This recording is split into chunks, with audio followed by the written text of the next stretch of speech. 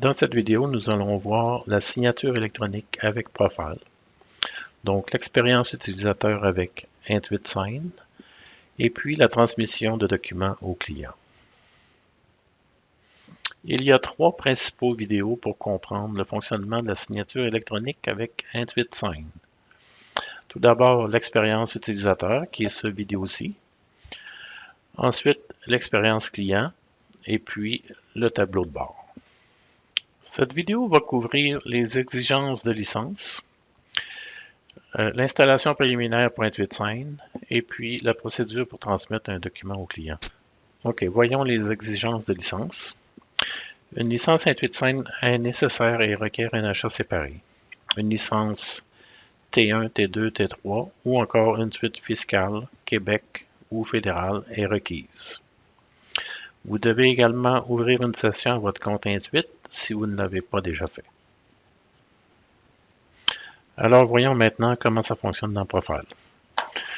Alors ici, je suis sur Profile, j'ai une version 2023.3.0.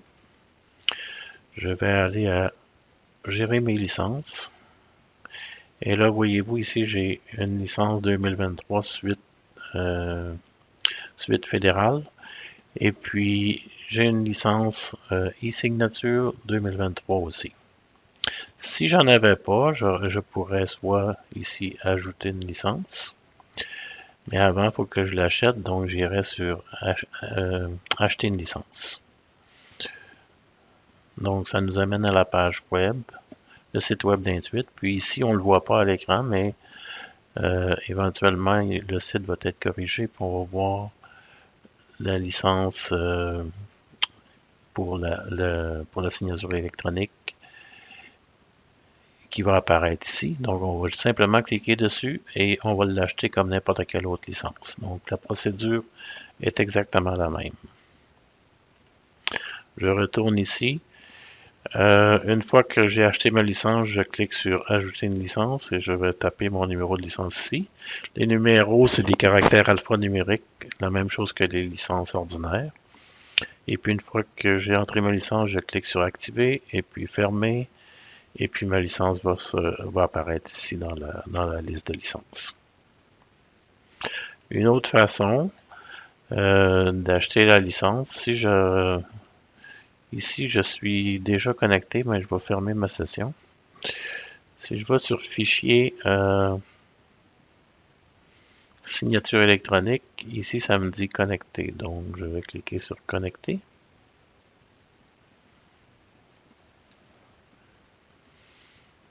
Ouvrir une session et j'entre le mot de passe.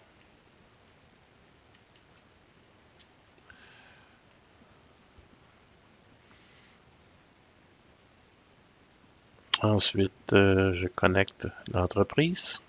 Et voilà, le tour est joué. Alors, je clique sur compléter. Et là, on me demande de me connecter à Intuit-Sign. Donc, ici, je fais connecter. Et puis là, voyez-vous ici, là, il y a une petite coche. La case est cochée, ça dit configurer un fournisseur par défaut. Donc, Intuit-Sign est mon fournisseur par défaut. Donc, à chaque fois que je vais vouloir utiliser la signature électronique, ça va démarrer Intuit-Sign au lieu de DocuSign. Si je voulais utiliser DocuSign à la place, il faudrait que j'ouvre une session puis que je coche configurer comme utilisateur par défaut. Alors, je regarde mon Intuit-Sign et je clique sur OK.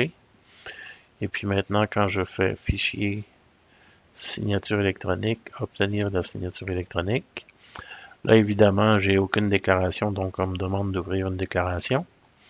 Et puis, la licence 2023.85 supporte les années 2022 et 2023. Donc, je peux ouvrir un fichier 2022 ou 2023.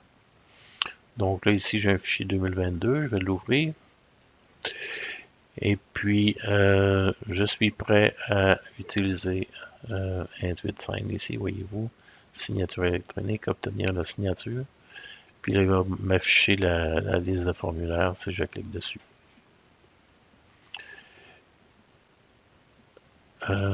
Autre chose, Ah oui, l'autre façon d'acheter une licence, si j'en ai pas,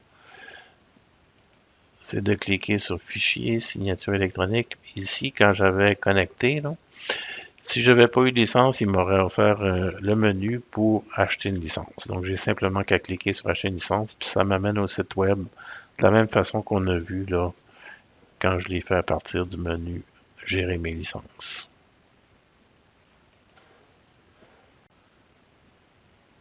Une dernière chose que j'aimerais mentionner, c'est le menu Options et puis Intégration. Donc, ce menu Options Intégration-là, si jamais je voulais passer, par exemple, de Intuit5 à DocuSign, j'aurais simplement qu'à cliquer sur Intuit5 et décocher le configurer fournisseur par défaut et me connecter à DocuSign et puis le sélectionner comme fournisseur par défaut. Je pourrais aussi utiliser Adobe Sign.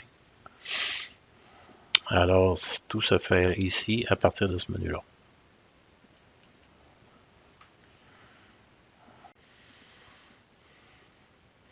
Ça nous amène à la section Transmettre un document au client. Intuit5 utilise les informations de la page d'info et c'est ce qui va nous permettre de transmettre avec les informations du client. Et puis, on peut sélectionner plusieurs documents à transmettre à un même client. Et puis, il y aura une autre vidéo pour expliquer la signature multiple, comme par exemple la T1032. Alors, voyons ce que ça donne dans Profile. Donc ici, j'ai un fichier 2022 et je veux transmettre par exemple une T183 au client pour la signature électronique. Alors je clique sur Fichier et puis Signature électronique et puis Obtenir la signature électronique. Alors là, ici, j'ai la liste des formulaires qui sont disponibles pour transmettre. Donc, si je descends un peu avec la liste déroulante, je vois les 3 formulaires ici pour Revenu Québec, MR69, TP274 et TP1000. Et puis en haut de la liste, j'ai le T183. Donc, et puis, je peux sélectionner jusqu'à 5 documents à la fois. Donc, je vais en prendre 5. Et puis, on remarque aussi que si je ne sélectionne pas les documents, on a si je sélectionne par exemple ici T1032, je ne peux pas sélectionner d'autres documents. Donc, ça le dit le message en haut, là. Vous ne pouvez pas inclure le formulaire T1032 dans une demande contenant plusieurs documents. Parce que le T1032, il requiert une signature multiple, qu'on verra dans une autre vidéo. Alors, je sélectionne les documents que je veux transmettre et puis je clique sur Suivant.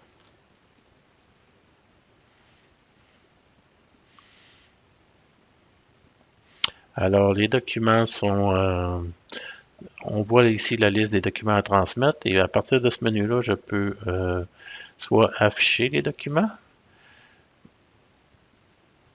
et je peux les supprimer. Donc, supposons que je supprime un document ici. Donc, il m'en reste 2. Et puis, on peut aussi annuler à partir d'ici. Donc, je clique sur Suivant. Et puis, là, j'ai le nom, prénom qui aurait dû se mettre là automatiquement. La raison qu'il ne s'est pas mis, c'est que ma déclaration, il n'y a rien sur ma page d'info. Donc, je vais aller me chercher une déclaration avec quelque chose sur la page d'info. Fichier, ouvrir, et j'ouvre ce document-là ici. Et puis là, je vais faire Fichier, signature électronique, obtenir la signature. Je sélectionne ma T183. Je clique sur Suivant. Et puis là, j'ai toujours mon document T183. Je clique sur Suivant encore et voyez-vous, mes informations se sont reportées.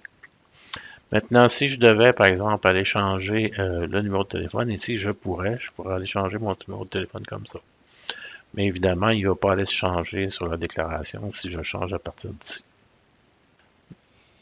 Ici, au bas de la page, on a le courriel qu'on peut visualiser. Donc, on peut changer le titre du courriel et on peut changer le contenu. Et puis, comme par exemple, je pourrais ajouter s'il vous plaît à la fin du titre. Et puis, ici, voyez-vous ce que ça dit nom du client entre crochets.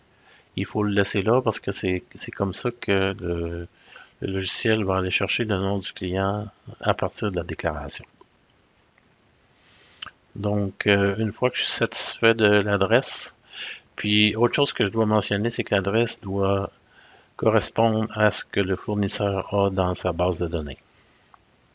Donc, si l'adresse ne matche pas, ne correspond pas avec les données du fournisseur, le client ne sera pas capable de recevoir le formulaire à signer. Donc, je clique sur Suivant. Et là, ici, on a les rappels et expirations de signature électronique. On peut modifier ces chiffres-là. On peut ne pas les utiliser si ça ne nous intéresse pas. On peut changer les valeurs aussi. Et puis, je peux cliquer sur Suivant. C'est le dernier menu. On a vu Document, Destinataire, Rappel. Et puis là, on peut reviser une dernière fois. On voit les documents, on voit les destinataires, on voit les rappels. On peut aussi prévisualiser le courriel. Et puis là, je ferme l'aperçu et on peut cliquer sur Envoyer ou on peut aussi revenir en arrière. Alors, je clique sur Envoyer et ça transmet le formulaire à signer au client, le ou les formulaires. Alors, à partir d'ici, on peut aller au tableau de bord. On va le voir dans un prochain vidéo.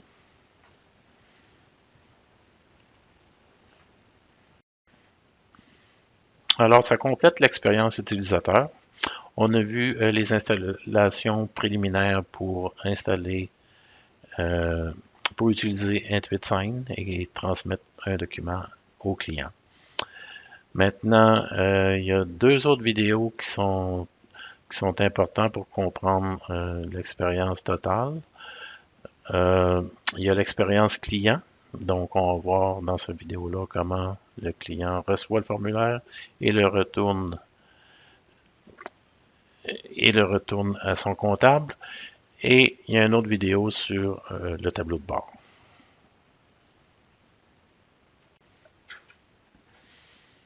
Merci d'avoir visionné cette vidéo. Pour plus d'options de soutien, visitez profilefrançais.intuit.ca.